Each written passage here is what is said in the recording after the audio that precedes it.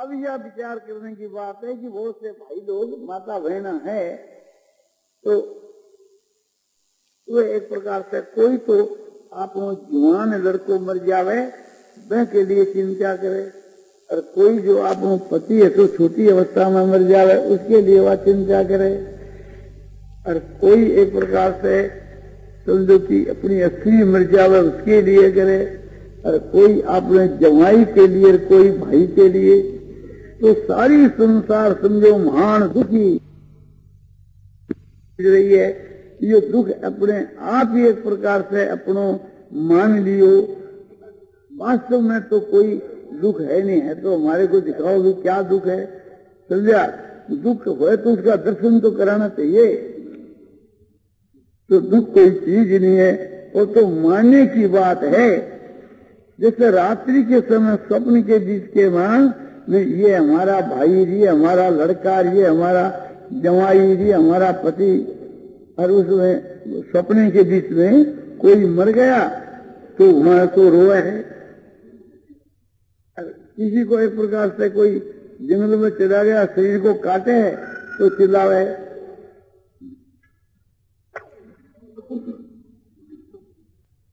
कि सपने की बात मैं कह रहा था तो उसमें एक छोटी सी कहानी हमारे को याद आ गई। हमारी जो कहानियां है ना वो एक प्रकार से उसमें शिक्षा बनी रहती। हमने बालकपने में बहुत सी कहानियां सीखी और वो अभी तक हमारे यहाँ ध्यान में है, तो मौके अनुसार कह दिया करते। कहानी उसका नाम है कि जो वास्तव के बीच के में हुई घटना नहीं है वो तो कहानी, और शास्त्र के प्रमाण में जो आ जाए कि वास्तव में जो ऐतिहासिक चीज है, घटना घटी हुई है, वो कथा। तो कथा नहीं है कहानी, किंतु कथा से भी उसके बीच में ज्यादा रहस्य है। मिले कि एक कहानी है कि एक भाई सूता हुआ था और उसको स्वप्न आया। तो स्वप्न में क्या देखता है कि स्वप्न के मां वो एक बड़े घोर जंगल में चला गया। जैसे यहाँ नीलकंठ के रास्ते में जंगल है, ऐसे घोर जंगल में चला गया, और उस जंगल के बीच के मां बाघ और भालू, अपने समझो कि जंगली हाथी और जंगली सुअर, ऐसे हिंसक जानवर उसके वहां बहुत थे। तो एक साथ उस पर टूट पड़े। तो कोई तो हाथ पकड़ा उसको खींचता है और कोई पैर को खींचता है और वो चिल्लाता है, कोई छुटाओ रे, हाय रे, तो वारे। तो वो जहां पर उसका शरीर छूटा हुआ था उस शरीर के पास दो एक आदमी बैठे थे। तो एक प्रकार से क्या देखते हैं कि उस शरीर के भीतर के बीच में ये होने लगा। तो देखा भी ये करता है, इसकी छाती पर कहीं हाथ तो नहीं आ गया। तो देखा तो छाती पर हाथ आ गया। तो उस छाती पर से हाथ हटाया और उसको बोला भी इसको कोई भय हो रहा है, बड़ा दुखी है इस वक्त के मां। इसके ऊपर के आकृति देखने से मालूम होता है ये बड़ा दुखी है। तो उसको जगा दिया, जगाना तो बढ़ा हो गया। उसने पूछा भी मैं सो रहा था, आपने क्यों जगाया? बोले हम लोगों ने इसलिए जगाया कि आपकी छाती पर हाथ आ गया था और आप इस तरह से बुलाए और कर रहे थे। तो हम ये अनुमान किया कि आपको कोई बड़ा कलेश हो रहा है, तो भी इसको जगा दो, कलेश दूर हो जाए। तो बोलो ठीक है, अच्छा किया, बात यही थी। बोले क्या था? बोले मुझको एक स्वप्न आया, स्वप्न के बीच में घोर जंगल में चला गया और वहां सिंह और बाघ आकर के मुझको खींचने तालने लगे और कोई हाथ कोई पैर को, तो उस जंगल में मैं चिल्लाता।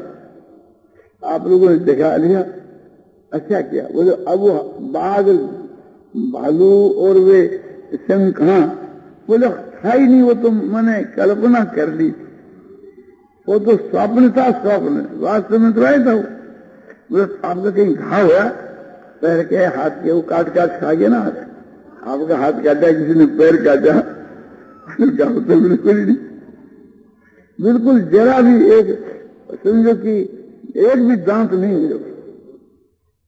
और वहां उसके हाथ पर चूट चूट खा गए स्वप्न के बीच के वहां। तो स्वप्न के बीच के वहां जो घटना होती है वो प्रत्यक्ष की माप की दिखती है। उस वक्त में ये बात नहीं दिखती कि ये स्वप्न है। तो इस समय के बीच के वहां जो बातें हमको प्रत्यक्ष दिख रही है, शायद ये भी कोई स्वप्न हो, क्या पता है। क्यों ये तो हम देखते हैं कि हम पहले एक काल में रात्रि के में उसको प्रत्यक्ष देखते हैं एकदम, उस वक्त हमको स्वप्न ही नहीं था। फिर इस शरीर के में आते हैं तब ये मालूम होता है कि वो स्वप्न था। तो वास्तव के बीच के वहां ऐसी घटना होया करती। तो इस समय के बीच के वहां किसी का कोई घर का मर गया, किसी का धन नष्ट हो गया, अरे ये तो सोचो इसके पहले तुम कहाँ थे पता है? बोले कुछ पता नहीं। और वहां तुम्हारा कोई भाई या पति या पुत्र या कोई जुआई था, उसका ख्याल है? बोले कुछ नहीं ख्याल। तुम कितने कुटुंब को छोड़कर आए हो ये याद है? बोले कुछ नहीं। और रुपये छोड़कर आए हो, कोई मकान छोड़कर आए? बोले कुछ भी ख्याल नहीं। तो यहाँ से जाने के बाद में यहाँ का ये सब ख्याल रहेगा? बोले अनुमान तो ये नहीं रहेगा, क्योंकि जो पहले का नहीं है तो ये भी आगे कहाँ जाकर रहेगा। और संसार में जितने मनुष्य हैं किसी को भी याद नहीं, तो हम फिर यदि मनुष्य बने तो ये सब बात हमारे याद रहने की कोई संभावना नहीं। तो संभावना नहीं तो फिर थोड़े काल के लिए तुम अपने को व्यक्ति मान करके क्यों ऐसे शोक करते हो? अव्यक्तादीनि भूतानि व्यक्त मध्यानि वार्ता अव्यक्त निर्णाने तत्र का परिदेवना। भगवान ने गीता की दूसरी अध्याय के 28 के श्लोक में एकदम साफ बतला दिया कि ये सारे जो भूत प्राणी है तो निराकार थे सृष्टि की आदि के वहां, और देह की उत्पत्ति के पहले और देह के विनाश के बाद भी इसका स्वरूप निराकार है। तो बीच के वहां जो देह के साथ में संबंध हो गया तो इसके विनाश में शोक कौन बात का है? सोचानंद सोचम प्रज्ञावादम से वासते गताशुनते नाम सोतम पंडिता। अर्जुन जो शोक करने के लायक नहीं है उनके लिए तू शोक करता है, और वचन पंडितों का सा कहता है, किंतु तू पंडित नहीं है। क्यों? जो पंडित माने ज्ञानी जो होते हैं वे जिनके शरीर चले गए उनके लिए शोक नहीं करते, और जिनके शरीर नहीं गए उनके लिए भी शोक नहीं करते। क्योंकि जो चले गए वे तो लौट कर वापिस आते नहीं। चाहे सिर पटको, सिर फोड़ लो, चाहे अपने प्राणों का नाश कर लो, आत्मा का घात कर लो, सब घर के बैठ कर रोने लग जाओ, वो तो प्राणी वापिस आता ही नहीं। तो जो चले गए उनके लिए शोक करना महान मूर्खता है। प्रत्यक्ष के वहां देखो, यदि शोक करने से वो वापिस आवे तो हम आपके 500 आदमी शोक करने के वास्ते जुटा देंगे। 100 आदमी आपके साथ में चिंता करे, रोने लग जा, यदि वो वापिस आ जाए, रास्ता मिल गया हमको, तो फिर जितने गए उन सबको वापिस बुलावे एक को, क्योंकि 100 आदमी टोली बांध करके के रोने सब आ ही नहीं सके। रुपया खर्च करने से यदि आवे और किसी भाई पर रुपया न होए तो उसके लिए चंदा कर करके भी एक प्रकार से रुपया जुटाया जा। और यदि किसी की सिफारिश चलती हो कि अमुक आदमी सिफारिश कर दे रहे तो वो वापिस आ जाए, मरा हुआ आदमी तो जाकर के किसी की सिफारिश भी जाए, पर आता ही नहीं। तो उसके लिए शोक करना व्यर्थ ही नहीं, अपने शरीर का नाश करना है और चिंता कर करके मरना है। एक तो गया फिर दूसरे की ओर तैयारी हुए। तो इस वास्ते कभी न तो शोक करना, न रोना, न चिंता करना। ये संसार का मामला कैसा है कि जैसे हम लोग सब इकट्ठे हुए यहाँ पर और अपने अपने स्थान को फिर तो विदा हो रहे हैं, आखिर के बीच के वहां सब जितने आए सब चले जाएंगे। तो संयोग जो होता है वो वियोग को लेकर होता है। तो अपने कुटुंब के साथ में जिनका संयोग है उनका भी वियोग होने वाला है। उपाय करो तो उनका करो। जो नहीं मरे हैं फिर वो भी मरने वाले हैं और बचेंगे नहीं। जितने हम यहाँ बैठे हैं सबको मरना होगा, एक दिन मरना होगा। हम दिन नहीं बदला सकते कब मरना होगा। 2 वर्ष रहे, 5 वर्ष रहे, किसी को 7 वर्ष रहे, ये तुम नहीं कह सकते, किंतु मरना अवश्य होगा, इसमें कोई शंका नहीं। और जितने आपके कुटुंब के लोग हैं अभी मौजूद, उनको भी तो मरना होगा। तो यह जो मृत्यु है यह तो सबका ग्रास कर जाती है, कोई भी नहीं बचता। तो हम उसके लिए क्या शोक करें। हमारे जो और बचे हुए आदमी हैं उनका तो प्रबंध करो। एकदम मृत्यु ने चैलेंज दे दिया है, काल ने झुंडी पिटवा दी है कि तुम्हारे घर में जितने हैं सब मरेंगे और तुम भी मरोगे।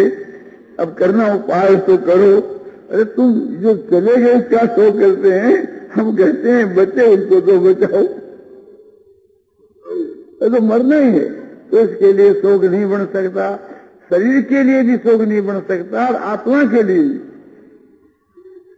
यही उपदेश जो है तुलसी कृत रामायण के किष्किंधा कांड के वहां भगवान श्री राम ने तारा को दिया है।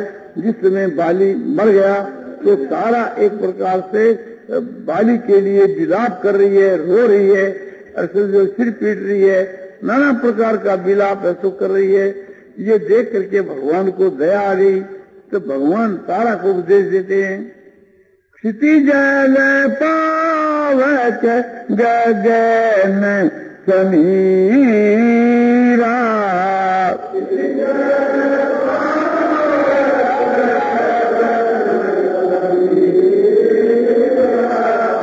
और पंचरातीत यह अगम शरीरा,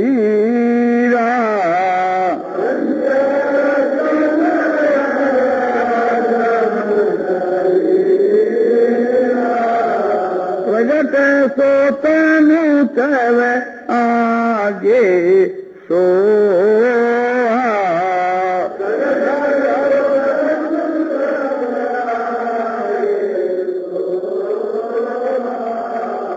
जीवनीत तुम कहीं लगी रो,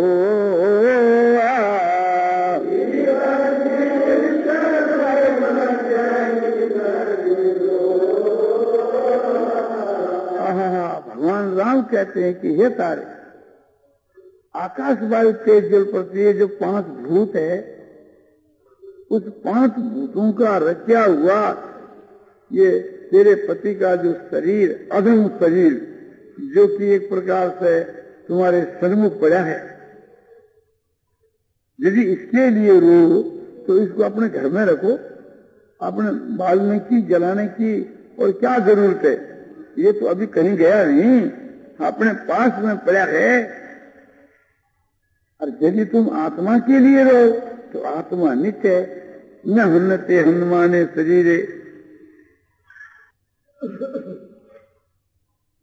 जो शरीर के नाश होने पर आत्मा का नाश नहीं है।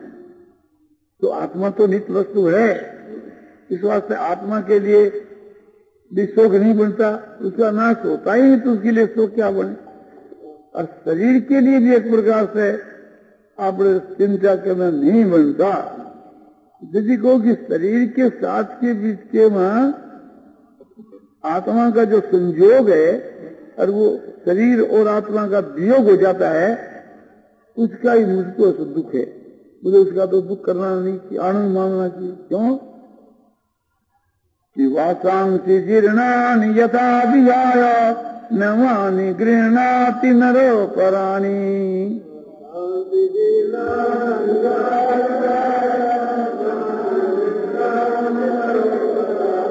तथा शरीराणि विहाय जीर्णान्यानि संज्ञाति नवानि देहि।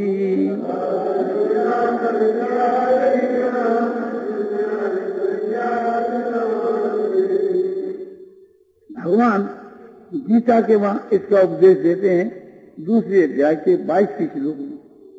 इसका अर्थ यह है कि वासांसि जीर्णानि यथा विहाय, और नवानी गृणाति नरो पराणी। नर माने मनुष्य जिस प्रकार से थी पुराने वस्त्रों को छोड़ करके और दूसरे नए वस्त्रों को धारण करता है, इसी प्रकार ये जीवात्मा पुराने शरीरों को छोड़ करके दूसरे नए शरीरों को धारण करता है। तो इसमें शोक कौन बात का? देहिनोस्मिन् यथा देहे कौमारं यौवनं जरा तथा देहांतर प्राप्ति धीर सत्र न मुज्जति। जिससे से थी इस शरीर के बीच के मां समझो कि बालक अवस्था, युवावस्था और वृद्धावस्था होती है, ऐसे देहांतर की प्राप्ति हो जाती है। इस विषय के में जो ज्ञानी है धीर वो कभी मोहित नहीं होते। मूर्ख लोग इसके बीच के वहां मोहित होकर के रोया करते हैं। तो अपने ये बात समझ लीजिए गीता की, रामायण की, फिर वो चिंता शोक उसके पास में नहीं आता। फिर विचार करना चाहिए कि पुराने वस्त्रों को छोड़ करके यदि आपको नए वस्त्र मिले तो क्या आप चिंता करते हो? तो बोलो ठीक है, किंतु एक प्रकार से थी जीर्णानि यथा ध्याये नमानि गृणाति नरो पराणी। मानो ये उपदेश भगवान श्री कृष्ण जी अर्जुन को दे रहे। सन्मुख में क्या है कि दोनों दल की सेना है और उस सेना के बीच के मां अपने भाई बेटे ताऊ चाचे मामे ये सब उसके मां मौजूद है। उनको देख करके अर्जुन को मोह हो गया कि भाई ये तो हमारा सारा कुटुंब खत्म होता है। तब उसने चिंता की भाई मैं ऐसा काम कैसे करूं। भगवान कहते हैं वाह, जो शोक करने के लायक नहीं उनके लिए तू शोक करता है। अरे तू थोड़ा ध्यान तो दे, ये तो कपड़े बदलने के समान है। तो अर्जुन का ये प्रश्न होता है यहाँ कि कपड़े बदलने के समान कैसे? कपड़ा पुराने कपड़ों को पहनते हैं, पुराने कपड़ों को निकालते हैं तभी प्रसन्नता होती है, और नए कपड़ों को पहनते हैं तभी प्रसन्नता होती है। और इसमें पुराने शरीरों को छोड़ते हैं तभी दुख होता है, और नए शरीरों को धारण करते तभी दुख होता है। तो उसके समान कैसे हो जाए? बोले देखो थोड़ा गंभीरता से विचार करती। माँ जो है एक बालक को 2 कपड़ा पहना दिया, समझो कि आप जैकेट पहना दी, ऊपर कोट पहना दिया, चोला पहना दिया। अब उसे बालक के वे कपड़े मैले हो गए, उसमें दुर्गंध आने लगी। बालक के रहेंगे तो वो बीमार हो जाएगा। तो माँ उस कपड़ों को खोल करके और आस्ते आस्ते उस बालक के हाथों से हाथ ऊपर न कर करके और माँ से निकालती। और बालक रोता है, मानो कोई सूली पर चढ़ा दिया। फिर दूसरा कपड़ा निकालते है, माँ तो निकालती है, वो रोता रहता है। फिर 2 कपड़े नए लाती है, माँ एक प्रकार से अपन उसके गले में डालती, फिर हाथ लंबा करके हाथ में डालती, इस प्रकार से। और वो रोता रहता है, माँ परवाह नहीं करती और पढ़ाई देती। और पढ़ाने के बाद कुछ करती है, हृदय लगाती, ना बेटा मैं तेरा मैला कपड़ा निकाला है। पर बालक तो रोता है, क्योंकि बालक जो उसको ज्ञान नहीं है। इसलिए जो आदमी एक प्रकार से रोता उसको ज्ञान नहीं। यहाँ माता कौन है? परमात्मा। और वस्त्र क्या है कि नाना प्रकार की योनि। तो इस शरीर को छोड़ करके दूसरे शरीर के बीच के मां जो जाना है, ये कपड़े का बदलना है। तो तुम चाहे रो, मां तो कपड़ा बदलेगी और बदलेगी तुम्हारे हिस्से लिए। अब दूसरी बात आई कि वासनाओं की क्या है ना, पुराने कपड़ों को, तो पुराने कपड़े हो तो नए बदलने चाहिए। नयों को फिर क्या बदलना? नए क्या, ये भीष्म द्रोण इत्यादि के पुराने समझो पुराने हो गए, बुढ़े हो गए, इनको इकट्ठा करके मारने की तजवीज करो तो ठीक है। और इसके मित्र में जो जवान ये लड़के हैं हमारी तरफ के, अभिमन्यु आदि सब, द्रौपदी के पुत्र आदि सब जवान लड़के हैं। और उनके भी यहाँ दुर्योधन के भी पुत्र लक्ष्मण आदि, और लक्ष्मण के भी पुत्र आदि, दुर्योधन के पोते आदि भी इसके में मौजूद हैं। तो इसलिए एक प्रकार से आपने जवानों को तो छोड़ दो, तो रे बोला तुम नहीं जान, ये सब मरे हुए थे। तुमको जवान दिखते हैं किंतु मुझको दिखते हैं नीचे आयु समाप्त हो गई। अरे कोई कपड़े की तो आयु होती है 6 महीना की, कोई की 12 महीना की, कोई कपड़ा 5 वर्ष भी रहता है, कोई 20 वर्ष तक भी रहता है। तो सब कपड़ों की समान आयु थोड़ी होती है। धोबी के से कपड़े आते हैं तो दूसरों को नए दिखते, बोले वाह चमक रहे, खूब नए हैं। पर कपड़ों का जो मालिक है ना, उसको तो मालूम है कि ये गिरे चिरे हैं, खत्म हो गए। ऊपर से दिखते चमचमाते, भीतर में दम नहीं। तो भगवान तो इस बात को जानते हैं, भगवान ही मालिक है कि भाई ये कपड़ों में कुछ दम नहीं है, बदलना ही चाहिए। तो इसलिए जिनकी आयु समाप्त हो गई वो ही पुराना है। तो ये ज्ञान है भगवान को, हम लोगों को तो ज्ञान नहीं कि किसका अपने चोला पुराना हो गया। मालिक को तो सब मालूम है। तो ठीक है, ये सब कपड़े पुराने। तो बोला यहाँ बहुवचन किस लिए दिया? घर जो उसमें एक वचन, देही में एक वचन और उसमें बहुवचन, कपड़ों के वहां बहुवचन। तो कपड़े तो एक साथ में भी मनुष्य 3 बदल लेता है कि भीतर के बीच में गंजी पहन लिया, उस पर कोट पहन लिया, उस पर वाट कोट पहन लिया, 3 कपड़े भी एक साथ में पहन लेता है। शीतकाल के मन तो पराए 2 कपड़े 3 कपड़े लोग पहनते हैं, किंतु शरीर तो एक ही धारण करता है। बोला तुम समझते नहीं, 3 शरीर है, इसलिए बहुवचन गया। स्थूल शरीर, सूक्ष्म शरीर और कारण। ये जो अपना है ये स्थूल शरीर, इसके भीतर में से जो निकल के दूसरे शरीर में जाता है वो सूक्ष्म शरीर है। और सूक्ष्म जो बनता है कारण से, तो पहले कारण बदलता है, फिर सूक्ष्म बदलता है, उसके बाद में स्थूल बदलता है। तो बोले वाह, पहले सूक्ष्म, हाँ बोले पहले सूक्ष्म। यंग यंग वापि स्मरण भावं तजत्तंते कलेवरं तं तमेवेति कौन्तेय सदा तद्भाव भावित हो। मरने के समय में ये जिस भाव को भावता है उसी को प्राप्त हो जाता है। सदा उस भाव से भावित हुआ वह पुरुष है, उसी को प्राप्त। तो भाव क्या कि जैसे एक आदमी का स्वभाव है पहले से ही, तो आस्ते आस्ते स्वभाव बनता है। तो चोरी करता है तो एक प्रकार से वो बिलाड़ वृत्ति वाला, बिल्ली की जैसी वृत्ति वाला है। बिल्ली एक प्रकार से चुपचाप आकर के दही दूध खा जाती है चोरी से, उसका स्वभाव ही चोरी का है। तो पहले जन्म के बीच में चोरी का स्वभाव उसका बन गया था, तभी उसको बिल्ली बनाया गया।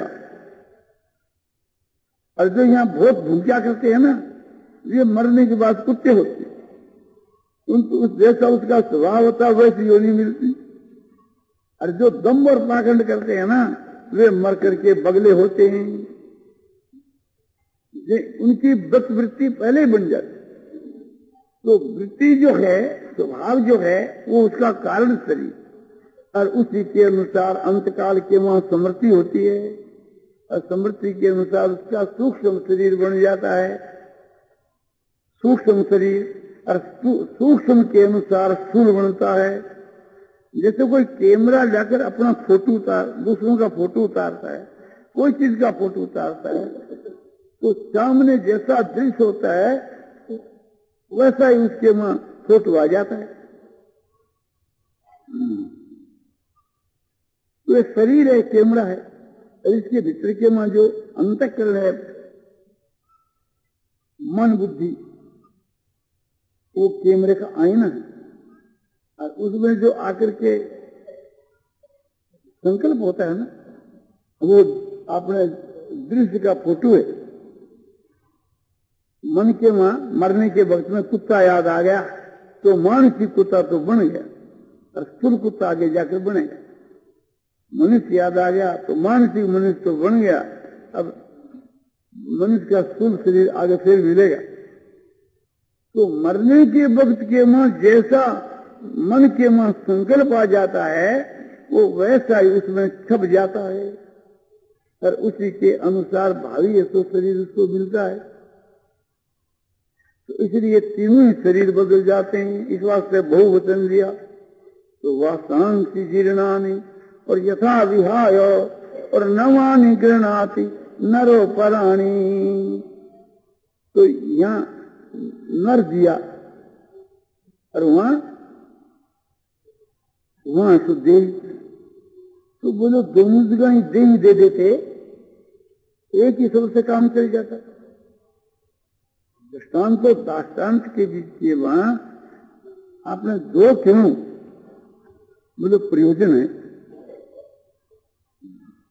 यहां यदि देह दे दिया जाए तो सब जीव तो कपड़े नहीं बदलते, कपड़े तो मनुष्य बदलते। तो नर के साथ ही पुराने वस्त्रों के बदलने की बात है, न कि जीव मात्र। यहां से यहाँ नर देना उचित है तो बोले वहां भी नर ही दे दे, वहां फिर देह क्यों दिया? बोले इसलिए दिया कि शरीर तो सभी बदलते हैं, यान मात्र प्राणियों का शरीर है तो बदला जाता है। इस वास्ते देहाभिमानी देही देह में रहने वाला जीव बोले ठीक है। और शरीर के संबंध से जो है वो जिसको जीव कहते हैं वो इसमें से निकल करके दूसरे शरीर में जाता है। तो ये जो आपने कपड़ों का दृष्टांत दे करके और एक शरीर से दूसरे शरीर में जाने की जो बात बतलाई गई, वहां तो एक प्रकार से जीव को लेकर के शरीरधारी को लेकर के कहा अज्ञानी जीवों को, और वहां शुद्ध आत्मा का वर्णन है कि आत्मा का ऐसा स्वरूप। तो इस प्रकार से एक एक जो शब्द है उस पर विचार करना चाहिए, तब उसके वहां गीता के वहां आनंद आए। तो ये सब है समझो की बात जो मैं आपको कही। और उस दिन गीता की चौथी अध्याय के समझो की 18 के श्लोक में जो व्याख्या करी थी, कर्मण्य कर्म ये पश्चे जय कर्मी के कर्मी सब बुद्धिमान करूंगे, वो भी जटिल व्याख्या।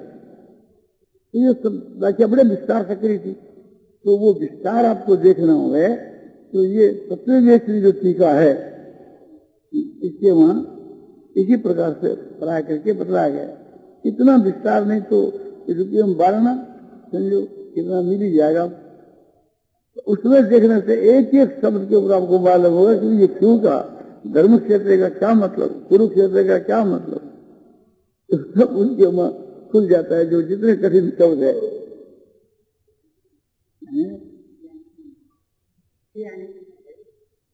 ना, चार जिसमें 18 कि जैसे हम लोग रेल में चलते हैं और जिसकी स्टेशन आती है तो वो अपनी स्टेशन पर उतर जाता है। तो अपने डब्बे में एक आदमी कम हो गया तो हम आराम से रहते हैं। बोले अच्छा।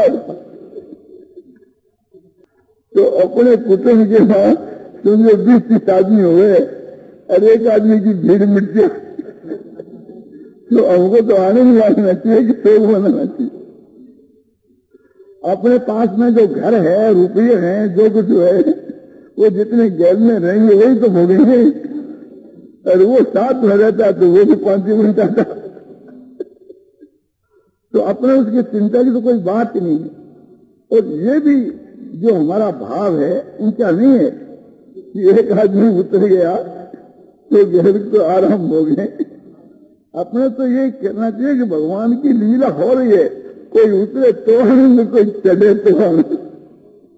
तो घर में कोई पैदा हुआ तो भी बहुत आनंद की बात, भगवान का विधान। अरे कोई मरे तो भी आनंद की बात। लाख रुपया आवे तो आनंद, और लाख रुपया सुबह चला जा तो आनंद। अपने तो ये भगवान लीला कर रहे हैं और उसको देख देख खुश होना चाहिए। अनिच्छा से परीक्षा से कोई भी एक प्रकार से कार्रवाई हुए तो ये समझना चाहिए इसके भगवान का हाथ है, भगवान का आर्डर है, भगवान का हुक्म से सब हो रहा है। अब भगवान का एकदम विधान है वो उत्कोटि के महापुरुष का विधान है तो सबके लिए मंगलमय है, चाहे अपने को प्रतीत हो चाहे नहीं प्रतीत हो।